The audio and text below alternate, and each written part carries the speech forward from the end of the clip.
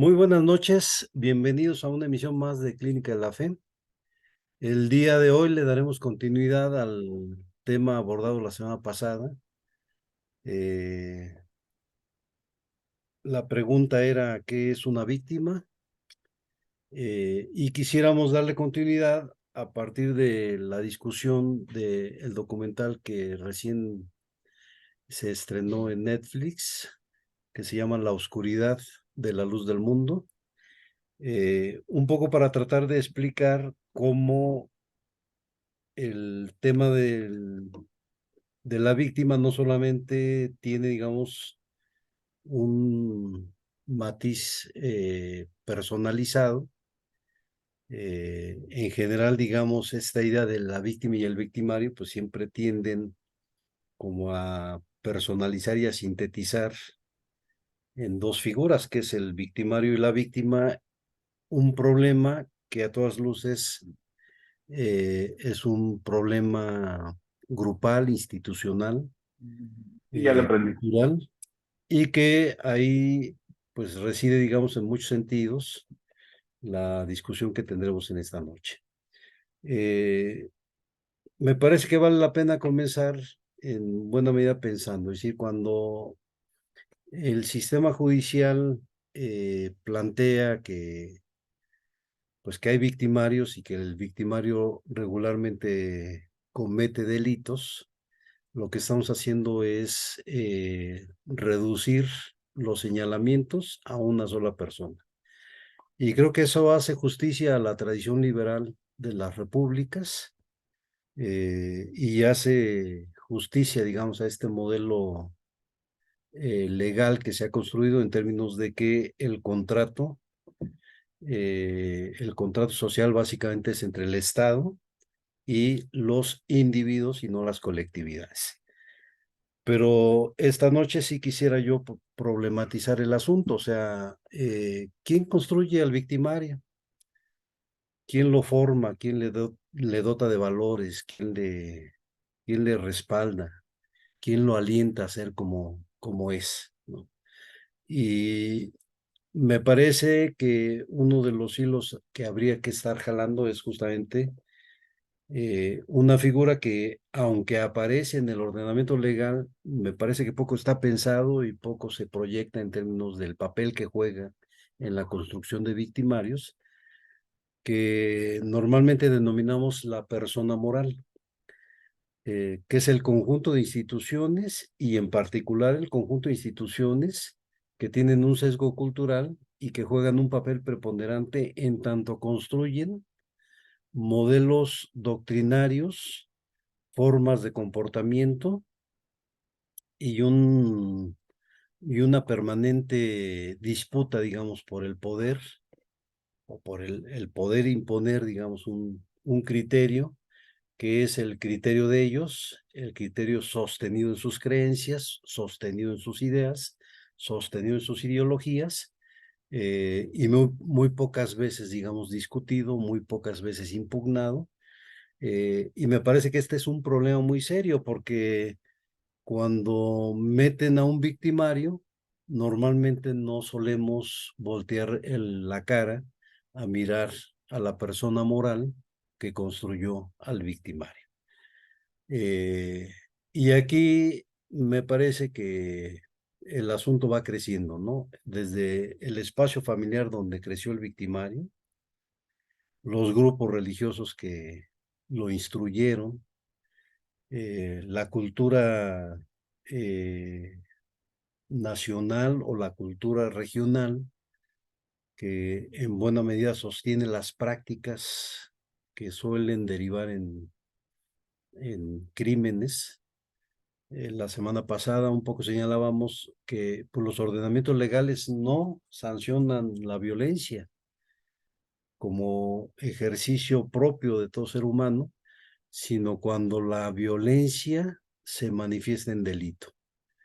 Y me parece que muchas de las enseñanzas que aparecen en torno a la persona moral, pues son enseñanzas violentas y que esas enseñanzas violentas suelen derivar, no pocas, sino muy frecuentemente, en actos delincuenciales.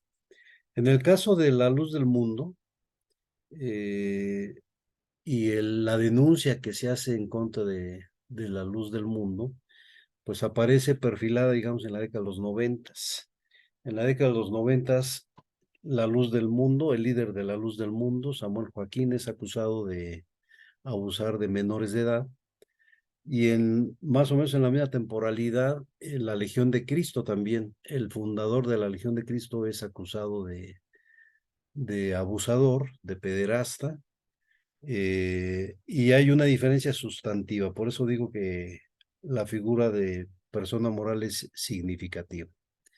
Samuel Joaquín tiene que salir huyendo del país porque rápidamente se libera la orden de aprehensión en su contra, mientras que el fundador de la Legión de Cristo permanece en el país y no es tocado, antes más bien es defendido por la clase empresarial de México y por la Iglesia Católica, ¿no?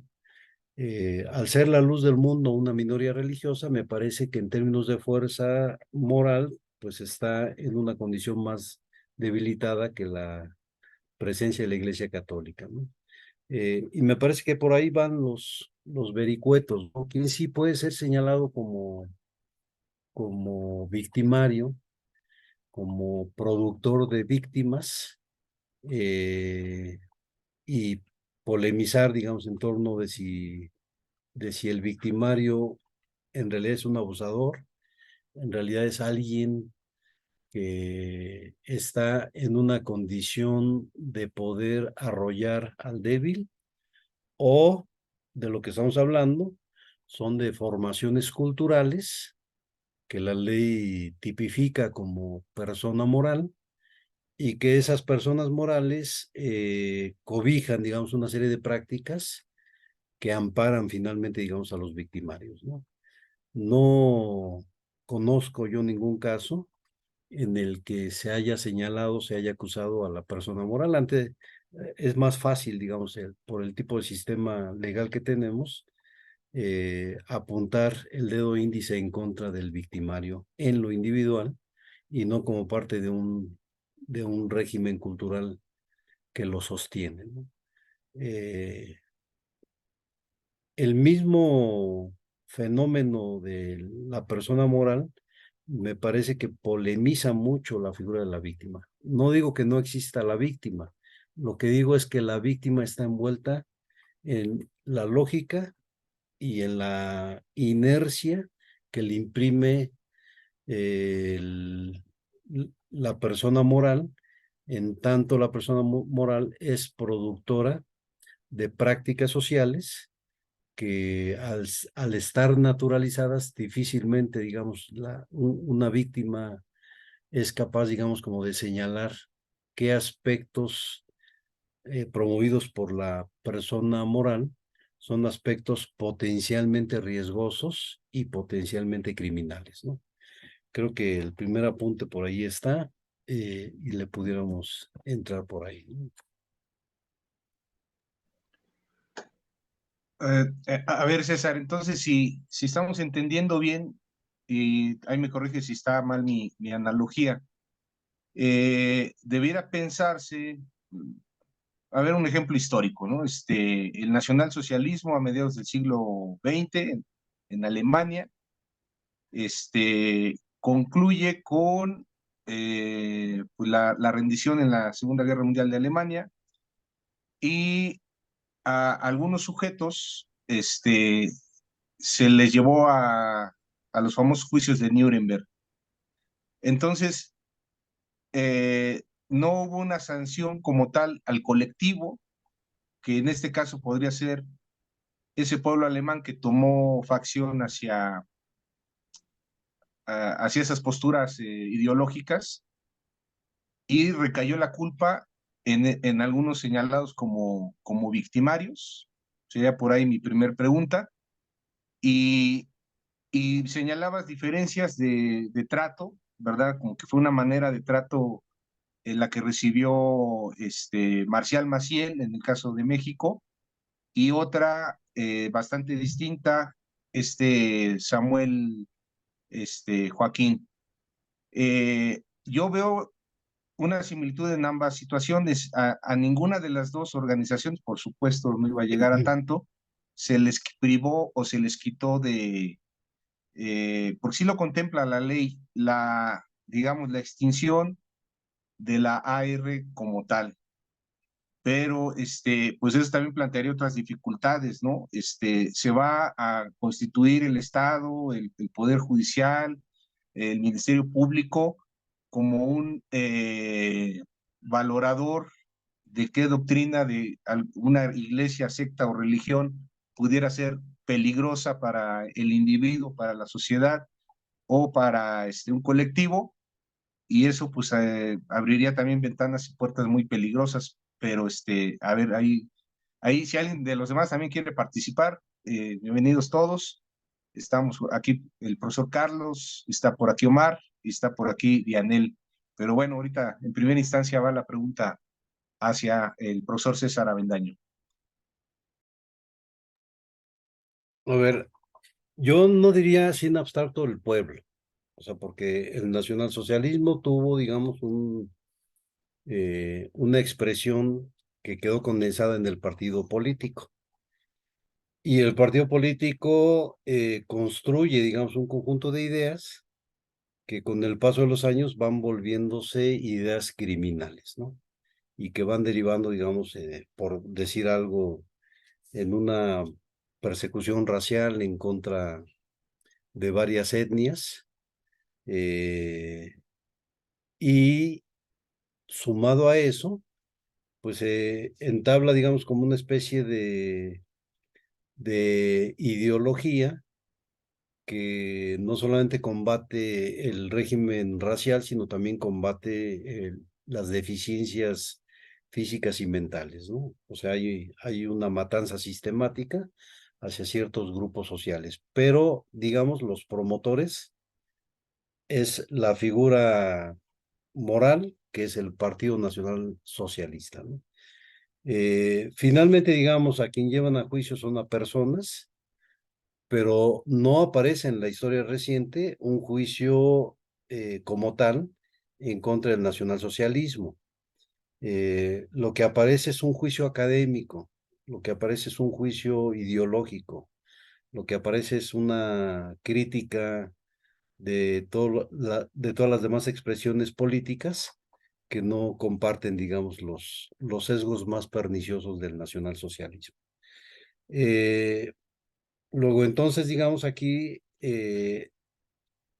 yo vincularía, digamos, la segunda pregunta que haces con una serie de carencias que socialmente tenemos.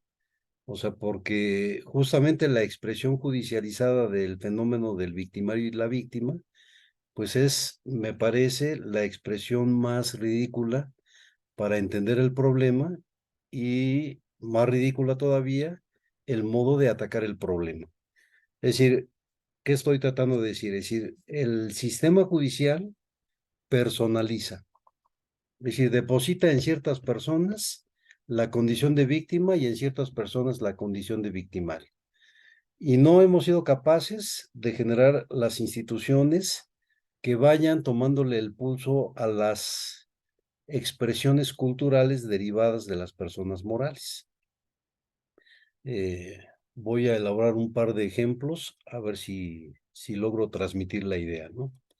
En, en el año 99, cuando Fox era candidato a la presidencia, recuerdo que le propusimos al primer rector de la Universidad Autónoma de la Ciudad de México la realización de un congreso en torno, digamos, a la idea de lo que era lo laico y el riesgo que algunos veíamos con con la candidatura de Vicente Fox, ¿no? La respuesta del rector fue que el problema de la relación iglesia-estado era un problema que habíamos resuelto en el siglo XIX y que ya no tenía por qué ser tema de debate académico. Eso dicho por el ingeniero Pérez Rocha, año 98, y lo que tenemos ahora es una disputa. En este momento tenemos una disputa muy fuerte entre varios medios de comunicación en contra de la formulación que está haciendo de un lado el presidente de la República y de otro lado en voz de Encinas, ¿no? Es decir, esta lectura que se hace en torno a quienes fueron, digamos, los responsables de la desaparición de los 43 de Ayotzinapa. Lo que no se dice, o lo que no suele pensarse, es decir, qué ente moral es el que está construyendo la crítica al Estado mexicano. Si uno prende la radio, bueno, algunos de aquí que son seguidores de Carmen Aristegui, pues normalmente para retomar el caso Ayotzinapa o para comentar lo que está ocurriendo con el caso Ayotzinapa, pues Carmen Aristegui suele apoyarse mucho en los centros de derechos humanos. Tampoco lo dice, o sea, cuando ella interroga a estos personajes de los centros de derechos humanos, ni la periodista dice, ni el entrevistado dicen que quien está dando la información y quien está dando la lectura es un religioso, es un cura. Y depende la ONG que busque la señora Carmen Aristegui, pues será el origen de la orden del cura, ¿no? Pero ahí hay una lectura, y hay una lectura que justamente lo que está promoviendo es esta especie de linchamiento en contra del Estado mexicano, sin considerar, digamos, pues las consideraciones que el mismo Estado mexicano está haciendo. O sea, no estoy defendiendo la versión que ahora presenta el régimen de López Obrador. Lo único que estoy señalando es que una figura moral, una persona moral, eh, transformada en ONG y en ese sentido en analista del momento, analista de la coyuntura, está haciendo una lectura y una lectura que apunta justamente a la configuración de la victimización.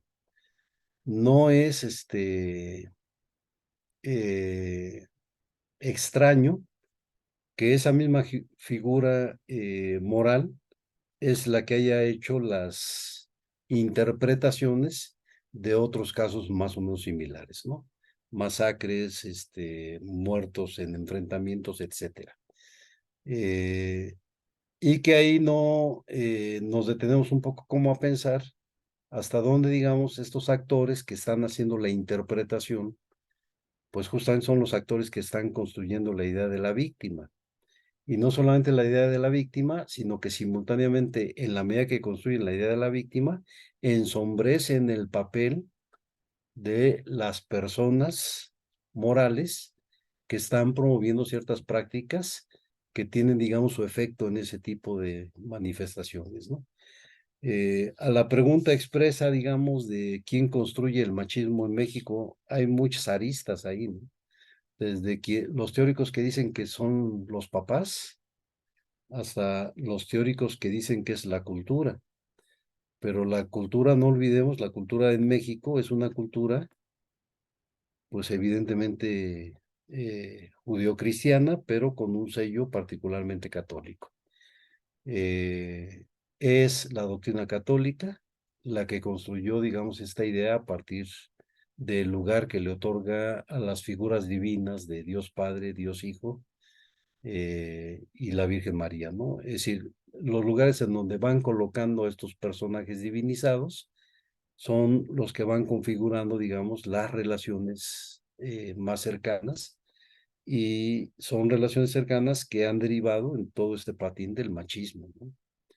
Y nadie voltea a acusarlos, ni las feministas voltean como a hacer una analítica más fina para decir que los machos que están en todo el país y que están cometiendo feminicidios o que están abusando de mujeres o que son golpeadores, etcétera, eh, pues nadie dice que hay una presencia de una figura moral responsable de darle forma y contenido a esos personajes, ¿no? Y entonces lo que hacemos, porque creo que es mucho más sencillo, es mucho más claro, es mucho menos difícil como para precisar y pensar, pues señalamos al ejecutor, más no al que formó al ejecutor. Por ahí más o menos creo que estaría lo que estoy tratando de polemizar. Muy bien, muy bien. Carlos, no sé qué tan pudiste escuchar el planteamiento, la pregunta, la introducción de César. ¿Quieres iniciar con algún comentario? Y por ahí vienen ya las preguntas de Dianel y de Omar. No, ya llegué tarde, entonces la verdad no escuché bien. Bueno, a César no lo escuché y en la introducción y a ti no alcancé a escuchar las preguntas. Va, pues, bueno, pero viste el documental del que estamos hablando, ¿no? La oscuridad de la luz del mundo. Si quieres, Vi por ahí. otro, es que hay uno también en Netflix que se llama algo así como El velo de la luz del mundo. Ok, Son ok. 3 episodios. No recuerdo ahorita el nombre, pero no está en Netflix, sino está en HBO. Ok, Y yo supongo que son pues muy similares. sin duda. ¿Quieres hacer tu valoración, tu comentario? Y damos paso a las preguntas de los otros panelistas. Pues brevemente, tiene que ver con lo que les había dicho, de hecho, el comentario de la semana pasada, uno de los comentarios sobre las víctimas tenía que ver con, insisto, el tema además es como delicado y a uno le da miedo decir cosas porque inmediatamente se toma incluso como revictimización cualquier cosa que se pueda decir, ¿no? Entonces, al menos acá en este documental, pues se centran en una figura particular de una mujer, eh, pero pues que perteneció durante mucho tiempo a uno de los círculos privados de Nazón y que se casa incluso con alguien más y posteriormente el esposo ahí empieza a notar comportamientos extraños y, y pues ella termina diciéndole que todavía Nazón la tiene bajo su dominio, ¿no? Y que le exige cosas y que le pide una serie ahí de exigencias que no son nada agradables, ¿no? Entonces, a partir de este momento, pues empiezan como a trabajar conjuntamente para lograr salir de ese círculo, ¿no? Y el modus operandi es como también muy parecido a otros grupos, porque hay primeramente una etapa de selección, después hay una etapa confesional en donde el líder lo sabe absolutamente todo de la otra persona o hacen promesas o este tipo de cosas y al final eh, hay una amenaza, ¿no? Hay una coerción de que van a salir a la luz sus más íntimos y oscuros secretos, ¿no? Entonces, incluso ya ella casada, pues seguía operando para Nazón y la verdad es que pues el tema es delicado porque operaba, o sea, poniéndole mujeres y poniéndole niños, ¿no? Porque, bueno, pues las cosas que se describen ahí son verdaderamente ominosas. Entonces, eh, posteriormente, pues ella cambia el discurso, logra salir y junto a otras mujeres son eh, las que tienen la figura de Jane Doe en Estados Unidos, si no mal recuerdo, que es como una forma genérica de llamarle a un testigo protegido. Y bueno, pues finalmente la, la demanda procede como conocemos. Le dan una sentencia, pero es una sentencia muy reducida porque él se declara culpable y entonces así son las leyes en Estados Unidos. De hecho, va a salir como en unos 14 años. Y en ningún momento la iglesia ha dejado de tener o de perder la figura de, del, del profeta, ¿no? Sobre este personaje, del apóstol. Y por supuesto, pues te muestran una parte de qué es lo que dicen sobre él en la iglesia para seguir manteniendo esta figura, ¿no? Se dice que por supuesto es un perseguido, que son los enemigos de la iglesia, que son los enemigos del reino de Dios y una serie de cosas. Y la chica que aparece en el documental sigue siendo activista, sigue exigiendo justicia, que porque además tendríamos que decir o ser honestos que una cosa no eximiría a la otra. O sea, es decir, em, o bueno, tendríamos que preguntarnos, pues sí, es que cuáles son los límites de la capacidad humana de agencia y de decidir y de poder eh, hacer algo en contra de pues, lo que te pasa, como lo ponía la semana pasada, en términos de ser responsable, ¿no? Y no respondiente.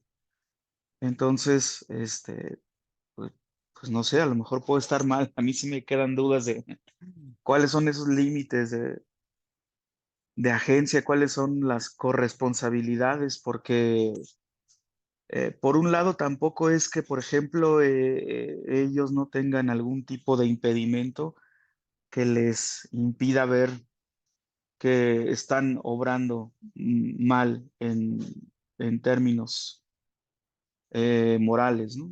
Y que y que lo que hacen contiene, eh, bueno, pues tiene severas implicaciones. Entonces, todo el tiempo es consciente, solo dice que no podía salir y que cosas así por el estilo.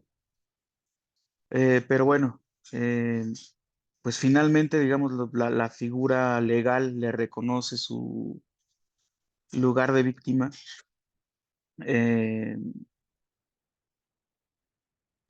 pero pues yo sí lo sigo viendo complicado, o sea, me parece que, pues, ¿cuál es? No tenemos, yo creo que no tenemos ni teorías para pensar a esos sujetos, porque además, pues sí, son situaciones muy extremas y en ocasiones, pues las fronteras están totalmente desdibujadas, entonces se vuelve complicado. Al final, la chica termina diciendo que su familia no le habla, que su familia sigue metida y que pues ha perdido todo contacto y que la iglesia la persigue, ¿no? La persigue literal y simbólicamente en el sentido de que pues, luego ve coches sospechosos, o le han hecho campañas en contra. Salen ahí otros personajes que también pertenecieron a la iglesia pero bueno, pues todos estuvieron muy involucrados, ¿no? Y, y bueno, pues el asunto, yo insisto que no es nada, nada, nada, sencillo, es muy, muy complicado y ahí nos hace falta un montón de trabajo para también no ser quizás, pues simplones en nuestro análisis de blanco o negro, sino lo más difícil, pues son efectivamente esos matices, porque yo creo que sí puedes reconocer en esta chica a una víctima, pero también reconocer quizás a una víctima, y lo pongo así porque ahora hay que ser muy cuidadosos con las palabras. Órdenes son órdenes, era el argumento de defensa en los juicios de Nuremberg. Dianel, eh, quizás quieras comentar algo de las impresiones que te llevaste con el documental o algo hacia los profesores, alguna pregunta. Sí, bueno, Te creo escuchamos, amigo. que algo más o menos como lo que se ha dicho, ¿no? Una de las cosas que pensaba justamente eso, o sea, cómo llega una persona a, eh, sí, cómo se construye como víctima, ¿no? En términos de lo que han estado diciendo ahora, ¿no? Toda la estructura, todo el proceso, porque en una parte del documental alguien decía que pues es un proceso lento, ¿no? Es un proceso que te va asegurando la permanencia, pero pues toda esa estructura, a mí me surgían esas dudas, ¿no? ¿De dónde viene esa condición? Pensaba ahora que lo mencionas y hace ratito también escuchando a Alejandro, pues esta parte de la pregunta que hace Hannah Arendt, ¿no? En Eichmann, en Jerusalén, ¿no? ¿Por qué el pueblo no se defendió y por qué los alemanes que no estaban de acuerdo con el nazismo, pues hacían algo, ¿no? O sea, cuáles son las condiciones, cuál es el panorama, cuál es la estructura? Incluso pensando en el concepto de víctima, hay una de sus etimologías que es como atado, ¿no? Aquel que está atado, un poco la que se usa en el texto bíblico con Isaac, la atadura. Pues eso es lo que pensaba, ¿no? Cómo esa atadura, qué se da, cuáles son las implicaciones, cómo se va formando, cómo se va llegando a atar a alguien para que pueda actuar de cierta manera, como se decía también hace un momento, estando consciente y sin embargo, al mismo tiempo siendo víctima, ¿no? Pensaba también cómo quizá no a un nivel macro, sino micro en las pequeñas congregaciones donde pues todo ese entramado se va tejiendo poco a poquito con ciertas figuras, con ciertos modelos, con ciertos límites, ¿no? Todavía en muchas congregaciones, muchísimas iglesias, la figura pastoral o de apóstol o de líder sigue siendo una figura dotada de cierto misticismo, de cierto don, ¿no? De cierto llamado, ¿no? Y entonces se le respeta o se le atribuyen ciertas cosas. Y creo que pues ahí va empezando a hilarse, ¿no? Toda esa estructura. Eh, entonces sí, o sea, como que pensaba eso y pensaba también en qué tanto a nivel de las pequeñas congregaciones, pues esto mismo se replica quizá en términos igual micros, ¿no? Eh, Pensaba, por ejemplo, en todas estas visiones de, pues, por ejemplo, tienes que preguntarle a tu pastor si te deja ir al cine, si te deja casarte con tal, si te deja ver estas cosas. O sea, todo ese sometimiento para mí siempre ha sido una interrogante de decir, bueno, ¿qué tiene que pasar en tu cabeza? ¿Qué cosas faltan y qué cosas también has asumido para que se pueda, pues sí, o sea, te puedas configurar de esa manera, ¿no? Que tu vida, las decisiones importantes o básicas de tu vida, pues se las estés disponiendo a alguien más y le otorgues esa autoridad y en algún momento puedes llegar a ser violentado pensando que, como repetían mucho en el documental, era una bendición, ¿no? O sea, era algo que me causaba también interés, ¿no? Constantemente los testimonios de quienes resultaron lesionadas, es que para mí esta acción era una bendición, ¿no? Alcanzar una bendición. Entonces, eh, ¿qué tiene que pasar, ¿no? ¿Cuánto tiene que pasar y qué cosas nos hacen falta o tenemos como carencia para que, por ejemplo, puedas pensar que es una bendición que a los 16 años te obliguen a bañar a un vejete, ¿no? Y te ¿no? Y sea una bendición para ti. O sea, ¿qué estructura se va dando ahí? Y justamente pues en esa cuestión de la palabra, de la persona moral, pues eso, también yo pensaba al final del documental, bueno, pues la iglesia sigue funcionando, ¿no? Sigue teniendo esa misma estructura y sigue repitiendo. Hay una figura que es condenable o condenada, pero la estructura de la iglesia y además que no es la única, ¿no? En muchas iglesias que podríamos decir, no, en mi iglesia no pasa eso, en mi institución no pasa eso, y señalamos como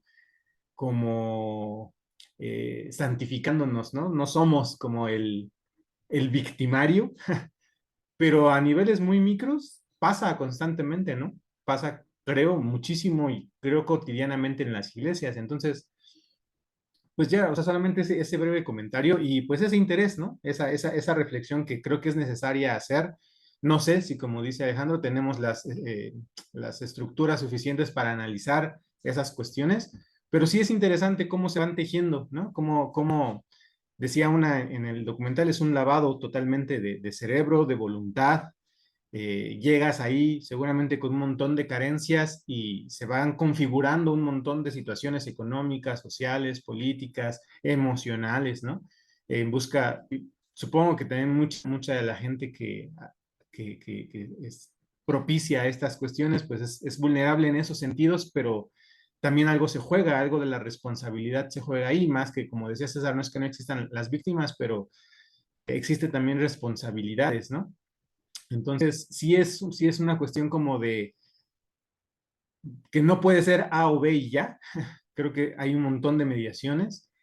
No sé si tengo realmente una pregunta como tal, pero creo que sí es importante como tener esas herramientas para también saber dónde a veces yo lo pensé así, ¿no? Uno que ejerce cierto liderazgo, por ejemplo, ante el grupo, eh, ciertas figuras que tienen un ejercicio de poder mínimo, pero que están ahí, ¿no? Un policía, un profesor, un pastor, que hay cierta relación con otro, hasta dónde uno puede, o qué herramientas tiene uno para poder decir, o sea, estoy siendo víctima de abuso o estoy siendo un victimario y estoy respondiendo a lo que la institución y el entramado, ¿no? Y ese atado, pues está ahí, ¿no? Y si es posible, ¿no? Ser consciente plenamente de eso o no, no lo sé, solamente lo pensaba, ¿no? No sé si es una pregunta concreta, creo que no, pero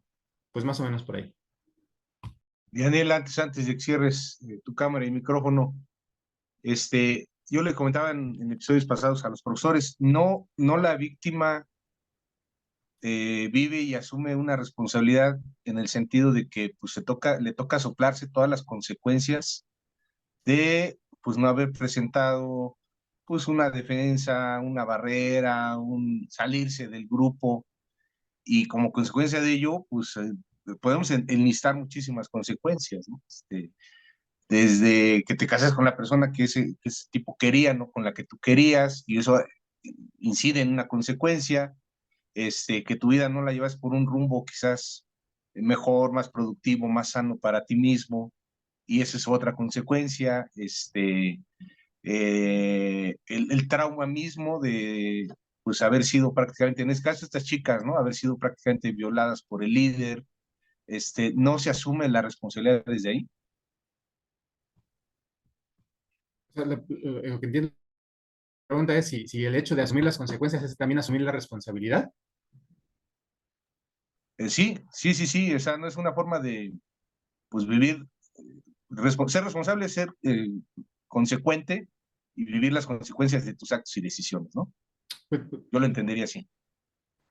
yo creo que sí, pero, Y, o sea, por ejemplo, uh-huh. lo preguntaría más bien, por ejemplo, en el proceso, ¿no? Pensaba otra vez en decir, bueno, cuando ella responde un poco bueno, es que el pueblo alemán, por ejemplo, de Eichmann, ¿no? Que ella dice, como podríamos decir de Nazón, es un monstruo, que generalmente esa es como la visión, ¿no? Esta cuestión de atacar lo personal, es un monstruo, un degenerado, tal, se le atribuyen ciertas cosas, pero eh, pues es parte también de todo este entramado, de toda esta condición. Entonces, por ejemplo, cuando Arendt responde, ¿por qué no hizo nada el pueblo judío para defenderse? Dice, bueno, es que desde hace mucho tiempo, o desde siempre, ¿no? El pueblo se ha asumido y ha sido muy benéfico para él asumirse como víctima, ¿no? Se ha asumido así y llegó ahí de esa manera y la narrativa que se construye, a lo mejor no del pueblo, porque es una figura muy difícil de definir, pero sí de ciertos líderes judíos, ¿no? Y alemanes en contubernio, pues llevan a un pueblo que asume su papel como tal, ¿no?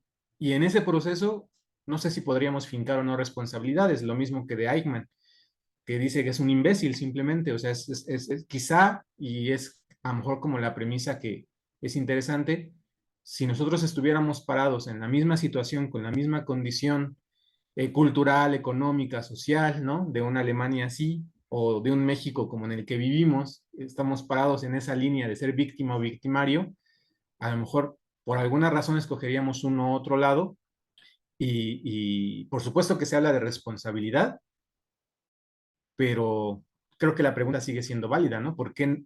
O sea, la consecuencia es siempre como a futuro, que creo que está bien y creo que estoy de acuerdo como lo dices, es asumir esas consecuencias, pero en el proceso, ahí es donde yo me preguntaba que si tenemos como las condiciones para entender eso, ¿no? Para entender que estoy siendo abusado o que estoy abusando. O es simplemente que asumo esta estructura, la tengo tan naturalizada que no me doy cuenta, pero ese no darme cuenta entonces me exime de cierta responsabilidad, me quita responsabilidad, me hace víctima. No sé, o sea, realmente tengo más bien preguntas que una respuesta.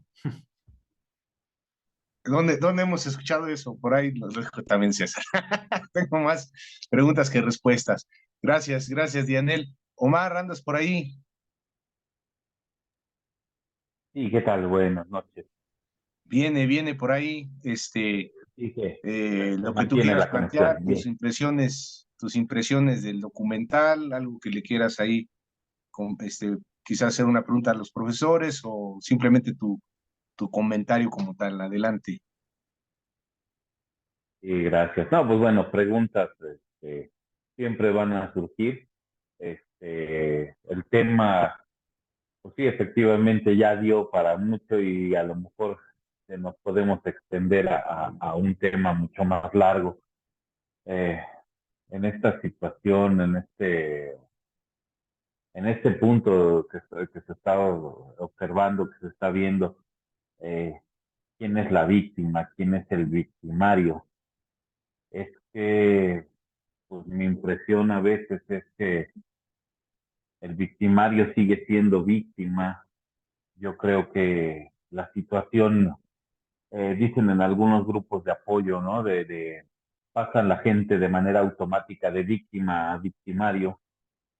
Eh, no conociendo el error, no observando la falla, no observando la equivocación, el estilo de vida tan diferente, ¿no? Eh, dos mujeres, ¿no? Una en traje de baño y una en una burka y las dos viéndose la una a la otra diciendo en qué sistema tan opresor viven, veo más la vestimenta, ¿no? Creo que en muchas ocasiones, pues, esta situación de ser la víctima y convertirse en el victimario de manera automática es de lo más natural, ¿no? A veces el crecer en ese entorno de ignorancia, en ese entorno de que esto es lo normal, digo, pues un niño que nace, una criatura que nace en un entorno de caníbales, pues va a ser lo más natural comerse ahí al abuelo, al padre, ¿no? Al más al gente de la tribu de enfrente, ¿no? No va a ser algo mal visto porque pues es esa línea que se conserva, regresando a los grupos de ayuda, ¿no? Pues aquí no hay víctimas, no hay victimarios, son voluntarios, ¿no? Falta de observación, falta de preparación, falta de una visión a futuro, a un entender otras formas. A veces la cultura es, tú no sabes por lo que pasaron tus ancestros, tú no sabes por lo que pasaron quienes te formaron, pero en este grupo, pues déjalo atrás y tú continúa, pero tú continúa con el error a veces, con esa mentalidad torcida, esa mentalidad desviada, de tener grupos que tienen situaciones complejas. Sí, podemos encontrarnos, no sé, hay grupos, este grupo que formó en Waco, ¿no? En Texas, este señor David Corés, llevó a la gente esperanzándose a un futuro muy diferente. Las víctimas jamás se dieron cuenta de que eran víctimas. Con este señor, igual, ¿no? Los de la luz del mundo, híjole, qué complicado hacer ver a la gente que están ante un líder absoluto que está viviendo una vida muy diferente a la que debería de ser transparente, ¿no? El apóstol de veras tiene necesidad de más de una mujer, de dos mujeres, de tres, de una vida torcida, y que bueno, pues los miembros de la congregación a veces no lo ven, no lo quieren ver, lo elevan a posiciones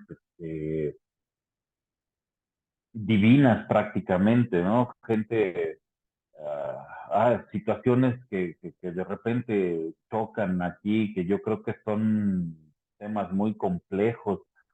Eh, este señor, eh,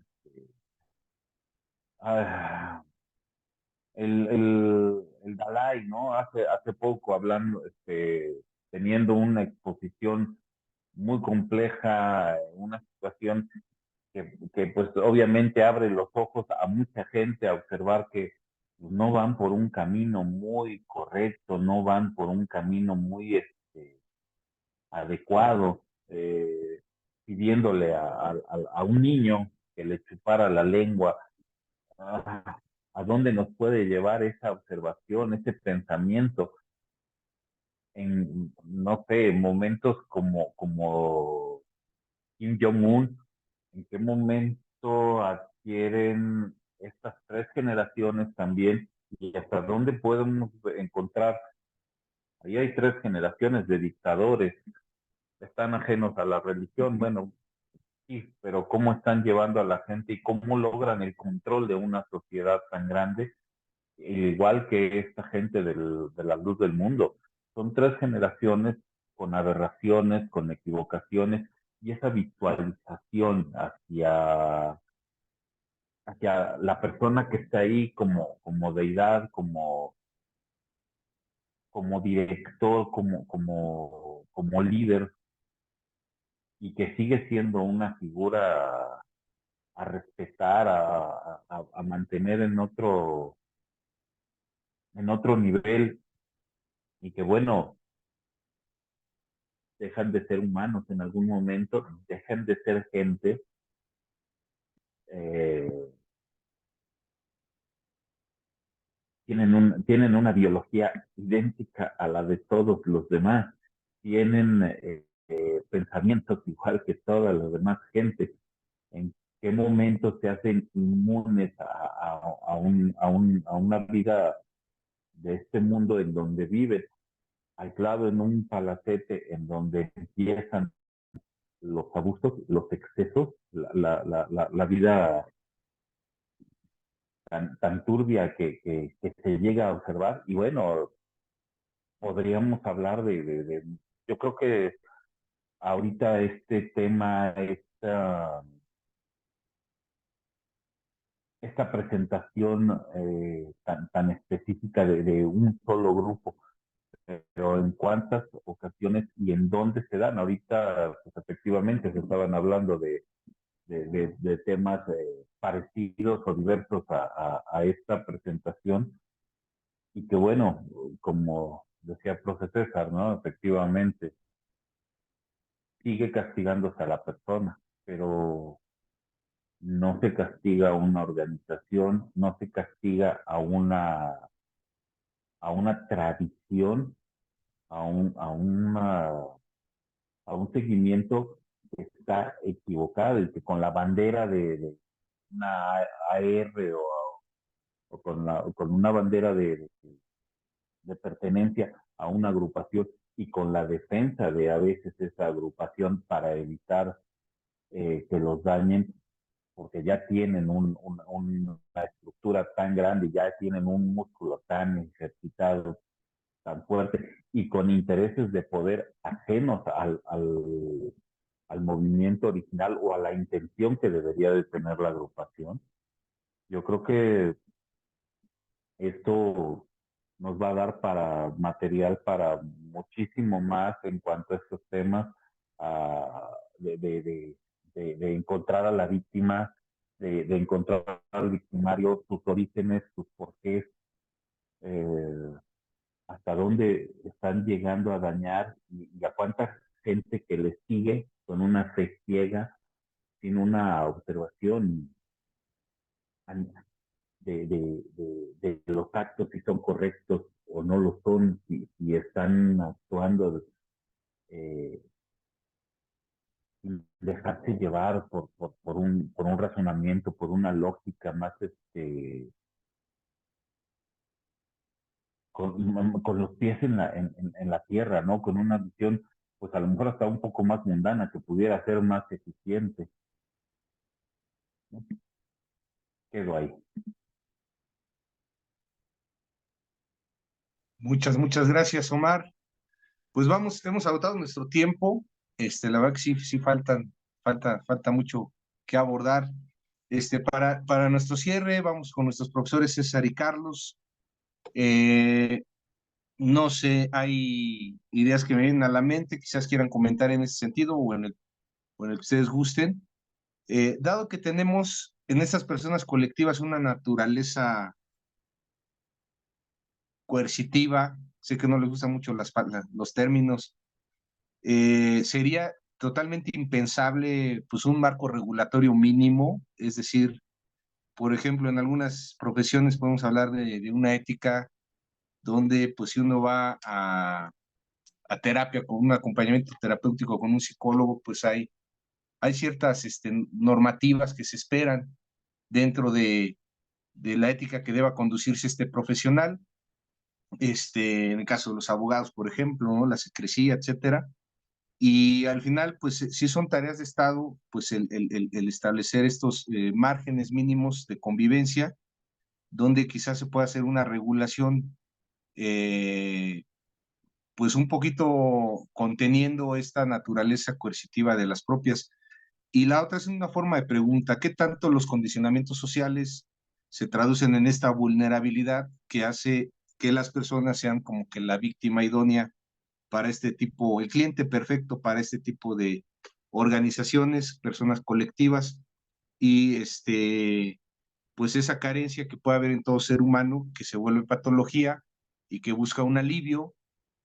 Sí o no es muchas de las primeras preguntas que le hacen al estudiante de psicología, que por qué razón estudia psicología, y en muchos de los casos pues se encuentra que precisamente sus situaciones personales, el quererla resolver, pues le llevan a tomar esta carrera profesional. ¿Qué opinarían ustedes, César y Carlos? Para no defraudarte, o sea, lo que diría es que tengo más preguntas que respuestas. No es o sea, ya lo apuntaba Carlos, ¿no? O sea, no existe mucha, mucha gente que se meta como a teorizar en la finura de lo que ocurre, sobre todo en los grupos religiosos, eh, porque es excesivamente complicado. O sea, la complicación más seria es que estamos frente a grupos eh, pues que se construyen al amparo de lo sagrado. Eh, y esa presencia sagrada pues dificulta mucho justamente como distinguir en qué momento la gente está siendo eh, coercionada, porque el lenguaje, las órdenes, las prácticas están investidas del lenguaje religioso. Y es un lenguaje religioso que parece, digamos, apuntar al hecho de que la obediencia, pues es una obediencia que responde no al líder que ordena, sino responde básicamente al ente sagrado, ¿no? Entonces ahí, digamos, las fronteras y los límites son como bien difíciles de establecer. Yo por eso hablaba, digamos, de la necesidad que hay de gestar, digamos, una suerte como de analistas que vayan como tomándole el pulso a los grupos religiosos, en el entendido de que el espacio religioso es un espacio que potencia en muchos sentidos la posibilidad de violentar, ¿no? Y quisiera cerrar el comentario, con una cita de René Girard. En algún momento con Carlos participamos en un seminario que revisamos buena parte, bueno, no buena parte, pero sí muchos textos de René Girard, justamente interrogándonos sobre la relación y el vínculo que hay entre el mito y el acto violento, ¿no? O sea, el René Girard, digamos, es un mitólogo que se ha especializado básicamente en el estudio pues en el estudio de la víctima, ¿no? Sobre todo, digamos, amparado desde una analítica que responde a cómo se gesta, cómo se concreta la violencia sagrada, ¿no? Y la cita dice del siguiente modo: lo religioso siempre tiende a apaciguar la violencia, a impedir su desencadenamiento.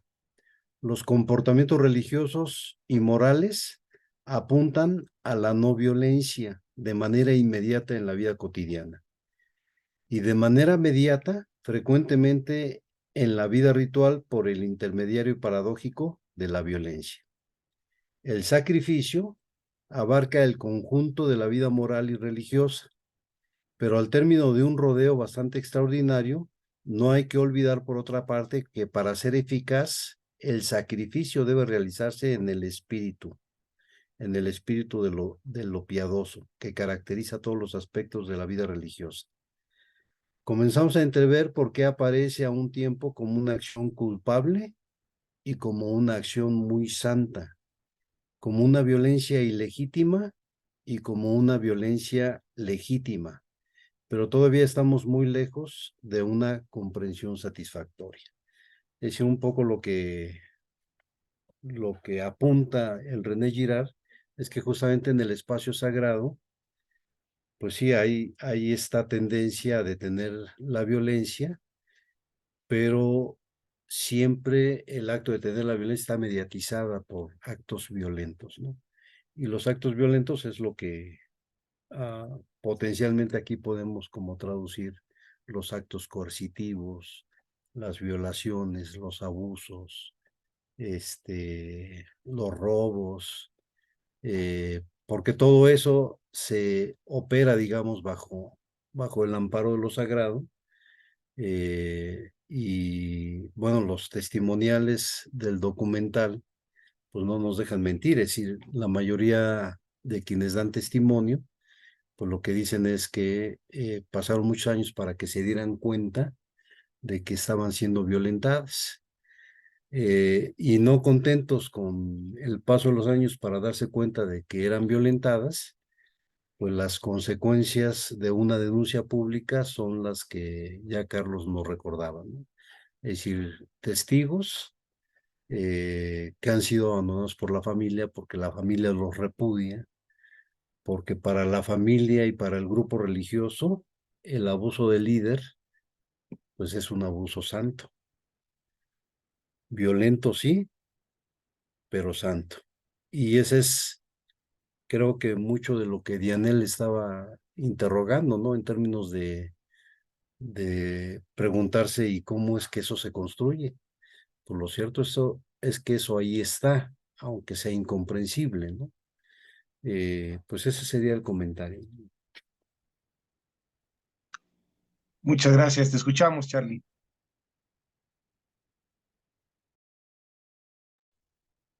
Pues nada más otra vez, muy breve, porque también tendemos a pensar que estos escenarios solamente se dan en ambientes religiosos, pero quizás son más marcados y la noticia es más morbosa, pero pues pienso en los escenarios académicos de investigación o incluso también en los ambientes laborales que juegan mucho con la idea de ser una familia, ¿no?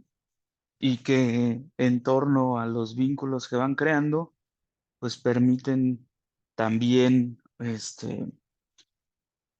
pues cualquier tipo de explotación o arrollamiento de derechos mínimos laborales, pero pues también al amparo, ¿no? De, de una promesa, o sea, es decir, en el ambiente académico,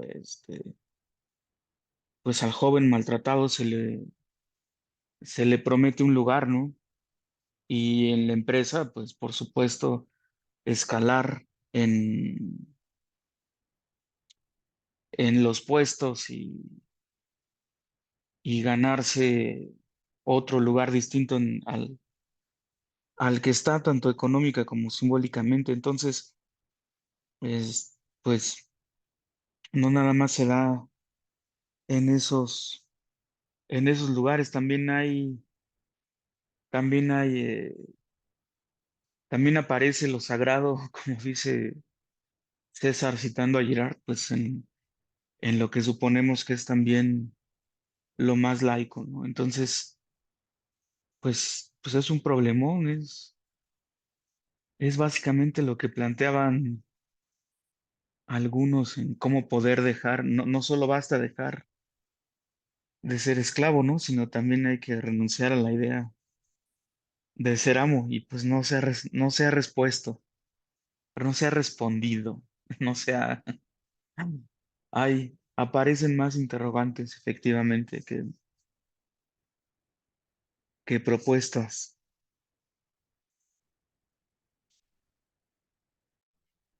Muchas gracias, pues gracias a todos los panelistas del día de hoy, a nuestros profesores, gracias César, gracias Charlie, gracias Omar, gracias Dianel que nos acompañaste y pues dejamos la invitación abierta a que nos sigan en Facebook a través de la página Clínica de la Fe y en el canal de YouTube Cristiano Rebelde, ahí estamos a la orden y nos estamos viendo en nuestra próxima transmisión. Agradecemos mucho su apoyo, sus comentarios y pues estamos a la orden. Muchas gracias a todos. Que pasen buena noche.